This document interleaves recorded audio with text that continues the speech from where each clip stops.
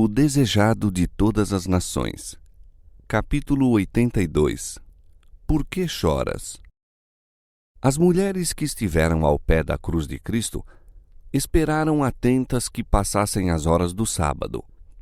No primeiro dia da semana, muito cedo, fizeram o caminho para o sepulcro, levando consigo preciosas especiarias para ungirem o corpo do Salvador.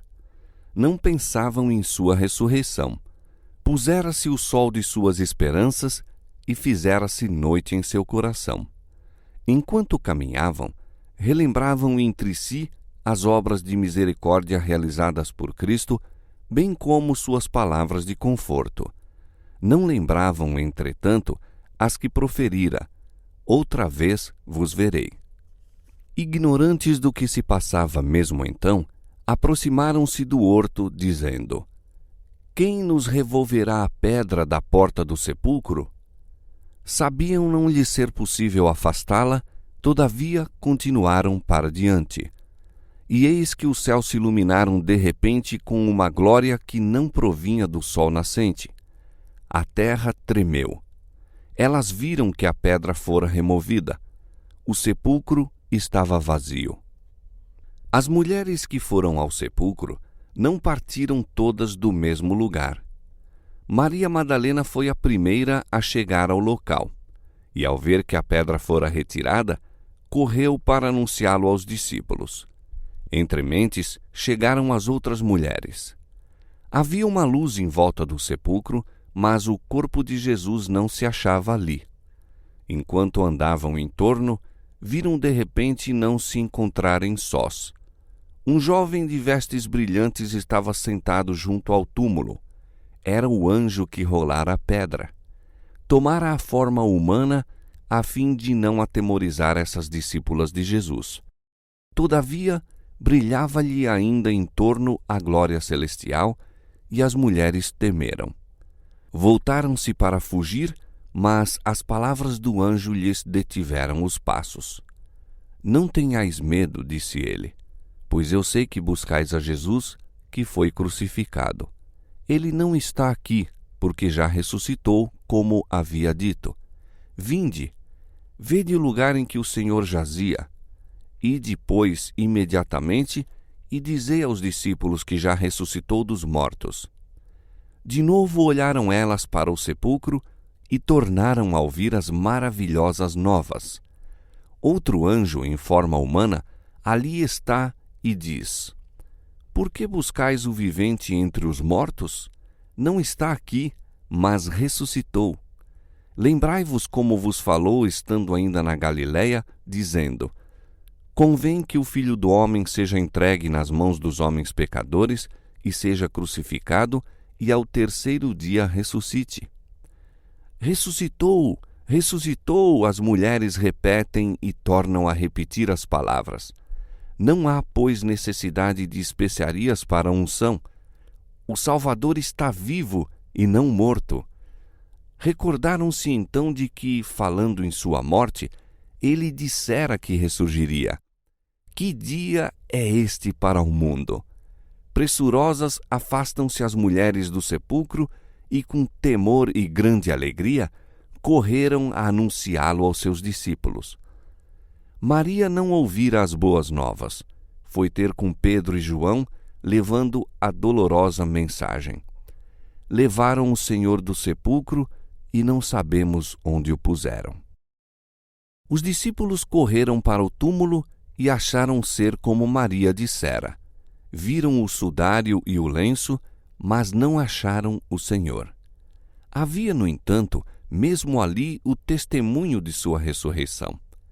As roupas do sepultamento não estavam atiradas com negligência a um lado, mas cuidadosamente dobradas, cada uma num lugar à parte.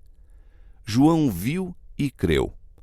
Ainda não compreendia a Escritura que dizia dever Cristo ressuscitar dos mortos, mas lembrou-se então das palavras do Salvador, predizendo sua ressurreição. Fora o próprio Cristo que colocara com tanto cuidado as roupas com que o sepultaram. Quando o poderoso anjo baixara ao sepulcro, uniu-se-lhe outro que estivera com seu grupo, montando guarda ao corpo do Senhor. Enquanto o anjo do céu removeu a pedra, o outro entrou no sepulcro e desembaraçou o corpo de Jesus de seu invólucro. Foram, porém, as próprias mãos do Salvador que dobraram cada peça, pondo-as em seu lugar. Ao seu olhar, que guia semelhantemente a estrela e o átomo, nada há sem importância. Ordem e perfeição se manifestam em toda a sua obra.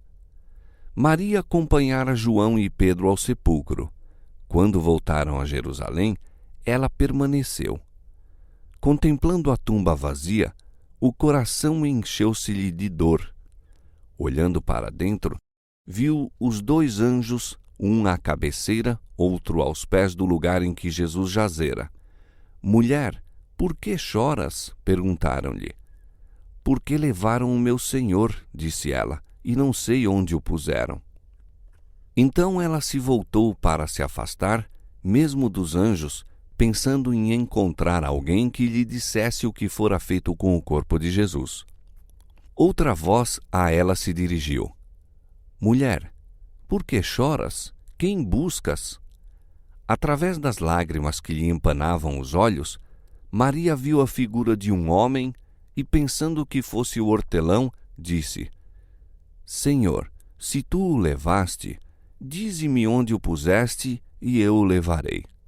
Se o sepulcro desse rico era julgado um lugar de sepultamento demasiado honroso para Jesus, ela própria proveria um local para ele.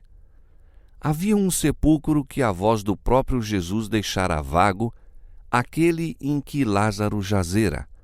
Não poderia ela achar ali uma sepultura para seu Senhor? Sentiu que cuidar desse precioso corpo crucificado ser-lhe-ia uma grande consolação em sua mágoa. Mas então, em sua voz familiar, lhe diz Jesus: Maria. Agora sabia que não era um estranho que se dirigia a ela e, voltando-se, viu diante de si o Cristo vivo. Em sua alegria, esqueceu que ele fora crucificado. Saltando para ele como para abraçar-lhe os pés, disse ela: Rabone. Cristo, porém, ergueu a mão, dizendo: Não me detenhas, porque ainda não subi para meu Pai, mas vai para meus irmãos e dize-lhes que eu subo para meu Pai e vosso Pai, meu Deus e vosso Deus. E Maria pôs-se a caminho para ir ter com os discípulos com a jubilosa mensagem. Jesus recusou receber a homenagem de seu povo até haver obtido a certeza de estar seu sacrifício aceito pelo Pai. Subiu às cortes celestiais e ouviu do próprio Deus a afirmação de que sua expiação pelos pecados dos homens fora ampla, de que, por meio de seu sangue, todos poderiam obter a vida eterna. O Pai ratificou o concerto feito com Cristo de que receberia os homens arrependidos e obedientes e os amaria mesmo como ama a seu Filho. Cristo devia completar sua obra e cumprir sua promessa de que o varão será mais precioso que o ouro e o homem sê-lo-á mais que o ouro acrisolado. Todo o poder no céu e na terra foi dado ao príncipe da vida e ele voltou para seus seguidores num mundo de pecado, a fim de lhes comunicar seu poder e glória. Enquanto o Salvador se achava na presença de Deus, recebendo dons para a sua igreja, pensavam os discípulos no sepulcro vazio e lamentavam-se e choravam. O dia em que todo o céu vibrava de alegria era para os discípulos de incerteza, confusão e perplexidade. Sua incredulidade no testemunho levado pelas mulheres é uma prova de quão baixo lhes caíra a fé. As notícias da ressurreição de Cristo eram tão diversas do que haviam antecipado que as não podiam crer. Eram demasiado boas para serem verdade, pensavam. Haviam ouvido tanto das doutrinas e das chamadas científicas teorias dos fariseus que era vaga a impressão produzida no espírito deles quanto à ressurreição. Mal sabiam o que podia significar a ressurreição dos mortos. Eram incapazes de conceber o grande fato. Ide, disseram os anjos às mulheres, dizei a seus discípulos e a Pedro que ele vai adiante de vós para a Galiléia. Ali o vereis, como ele vos disse. Esses anjos estiveram com Cristo como guardas durante sua existência terrestre. Testemunharam-lhe o julgamento e a crucifixão. Ouviram suas palavras aos discípulos. Isso se demonstrava por sua mensagem aos mesmos e os deveria haver convencido da veracidade do que lhes era transmitido. Essas palavras só poderiam provir dos mensageiros de seu Senhor ressuscitado. Dizei aos discípulos e a Pedro, disseram os anjos. Desde a morte de Cristo, Pedro se achava sucumbido pelo remorso. Sua vergonhosa negação de seu Senhor e o olhar de amor e de angústia do Salvador achavam-se sempre diante dele. De todos os discípulos, fora o que mais pungentemente sofrera. A Pedro é dada a certeza de que seu arrependimento fora aceito e seu pecado perdoado. É mencionado nominalmente. Dizei a seus discípulos e a Pedro que ele vai adiante de vós para a Galiléia. Ali o vereis. Todos os discípulos haviam abandonado a Jesus e o chamado para se encontrarem com ele outra vez os inclui a todos. Ele não os rejeitou. Quando Maria Madalena lhes disse que vira o Senhor, repetiu o convite para o encontro na Galiléia. E pela terceira vez lhes foi enviada a mensagem. Depois de haver ascendido ao Pai, Jesus apareceu às outras mulheres, dizendo: Eu vos saúdo. E elas, chegando, abraçaram os seus pés e o adoraram. Então Jesus lhes disse: Não temais. Ide dizer a meus irmãos que vão à Galiléia e lá me verão. A primeira obra de Cristo na terra, depois de sua ressurreição, foi convencer os discípulos de seu inalterável amor e terna solicitude para com eles. Para lhes dar testemunho de que era seu Salvador vivo, de que quebrara as cadeias do túmulo e não mais podia ser retido pelo inimigo, a morte, para revelar que tinha o mesmo coração de amor que, quando andava com eles como seu amado mestre, apareceu-lhes por várias vezes. Queria estreitar ainda mais em torno deles os laços de amor. Ide, dizei a meus irmãos, disse ele, que me encontrem na Galiléia. Ao ouvirem essa combinação, feita de maneira tão positiva, os discípulos começaram a pensar nas palavras de Cristo, predizendo-lhes sua ressurreição. Mesmo então, no entanto, não se regozijaram, não podiam expulsar de si as dúvidas e perplexidades. Mesmo quando as mulheres declararam haver visto o Senhor, os discípulos não queriam crer. Julgavam-na sob a influência de uma ilusão. Parecia que se acumulava aflição sobre aflição. No sexto dia da semana, tinham presenciado a morte do Mestre. No primeiro dia da semana seguinte, viram-se privados de seu corpo e eram acusados de o haver roubado para enganar o povo. Desesperavam de poder desfazer as falsas impressões que ganhavam terreno contra eles. Temiam a inimizade dos sacerdotes e a ira do povo. Anelavam a presença de Jesus, que os ajudara em toda a perplexidade. Repetiam muitas vezes as palavras: E nós esperávamos que fosse ele o que remisse Israel.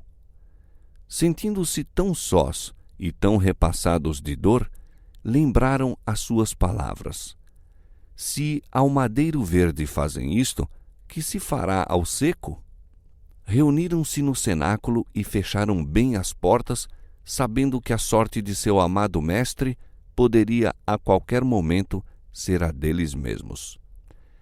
E todo esse tempo se poderiam estar regozijando no conhecimento de um Salvador ressuscitado. No horto, Maria estivera chorando quando Jesus se achava mesmo junto dela. Tão cegados tinha os olhos pelas lágrimas que não o distinguira, e o coração dos discípulos estava tão cheio de pesar que não creram na mensagem do anjo nem nas palavras do próprio Cristo. Quantos estão a fazer ainda o que fizeram esses discípulos? Quantos se fazem eco do desalentado lamento de Maria, levaram o Senhor e não sabemos onde o puseram?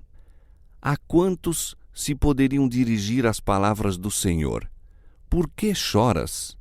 Quem buscas? Ele lhes está tão próximo, mas seus olhos cegados pelo pranto o não distinguem. Fala-lhes, mas não compreendem.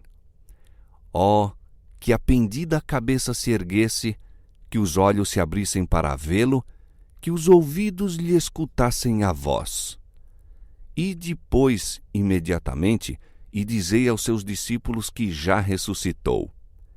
Convidai-os a olhar, não ao sepulcro novo de José, fechado com uma grande pedra e selado com o selo romano. Cristo não está ali. Não olheis ao sepulcro vazio. Não vos lamenteis como os que se acham sem esperança e desamparados.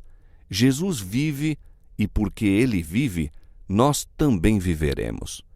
De corações agradecidos, de lábios tocados com o fogo sagrado, ressoe o alegre cântico. Cristo ressurgiu. Ele vive para fazer intercessão por nós. Apegai-vos a essa esperança, e ela vos firmará a alma qual âncora segura e provada. Crede e vereis a glória de Deus.